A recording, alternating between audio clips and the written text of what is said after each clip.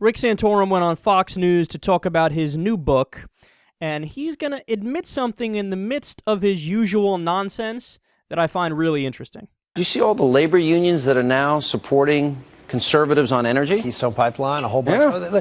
I was with a guy the other day who's a labor union guy, and he was telling me, so, you know, my guys want to vote for Republicans, but they're out there sort of always poking at us all the time, and they're poking at them. We want them to pay less taxes, work more. But they're all. I'm saying me. You know. I know. Look, what we need to do is focus on where people are and talk about energy and manufacturing and talk about, you know, having programs so people can get skills. So the 70% of Americans don't have a college degree, and a lot of those folks. You know, I'm a blue-collar guy. That's all I did before. I grew up in a steel town. Man, I know the kind of workers out there that want to be with us, but we have to prove that we actually care enough about them. Well, they don't believe in government handouts. They don't believe in big government programs like Obamacare. They don't believe they want lower taxes, less regulation. They don't believe all these cultural changes that are going on that the left is trying to push to sort of rewrite American culture. But they see Republicans as folks who are for business, and, you know, if you think about the three things the Republicans talked about with the economy: balance the budget, cut taxes for higher income individual, and cut benefits. No, it's energy. Energy's the answer. I know, but that's been our economic message, and if you're 70 or 80% of America, you're saying, well, they're not talking to me. We need to start talking to people. Your idea, what you're doing with creating opportunity for people to get those energy jobs up in North Dakota. It's working. I'm getting thousands of people jobs because I don't believe the government's ever going to get it right. We have to be able to go out there and meet people where they are, stop talking macroeconomics and talk microeconomics. In this book, we lay out how to get manufacturing going, how to get people in those jobs. We also talk about the importance of marriage and the family. And, you know, every study that has come out on income inequality has said the most profound component is whether people are married or not. And we don't do enough to promote the benefits of marriage. We get talking about definitions of marriage instead of focusing on the importance of people having and getting married. I watched you with Bob Schaefer yesterday. You're running. You're in. You can announce right now. I know you're running. Look, I wrote this book for 2014. But there's a lot. You might as well just admit it. I already saw that you're in. There's a lot in this book that I think would be a good thing for a candidate to have in 2016. Good to see you. So the idea that they're promoting is, what, Republicans? Us? Oh my God, we are totally for the working class. Oh my God, we love average people who have like a middle-ish income, and that's who we're fighting for. I mean, look at my new book. That's exactly what it's all about. And then if you notice, in the middle of what he was saying there, he admitted, well, what do people realize that the GOP is for? They're for cutting benefits and cutting taxes for the rich. Well, thank you for admitting that, Mr. Rick Santorum. We appreciate it. That's exactly what our critique of you has been all along, is that as you pretend to be in favor of the little guy and the working class and your average Joe, at the same time you're saying, well, we want to cut Medicare and cut Medicaid and cut Social Security, and at the same time as we're doing that, give Mitt Romney and Warren Buffett and Bill Gates another tax cut. You know, give the guys on Wall Street a giant bailout, have the capital gains rate, which is the tax rate for the money you invest in the market, have that be 15%, while the income tax rate, if you make $80,000, $60,000 a year, that's going to be like 26%.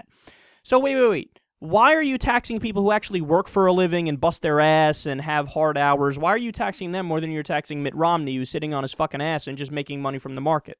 Why are you doing that? So in the middle of a rant where he's pretending to be in favor of the working class, he's saying, but of course our policies are against the working class. I mean, we like cutting benefits and cutting taxes for the rich. What? That's what we're doing. Exactly.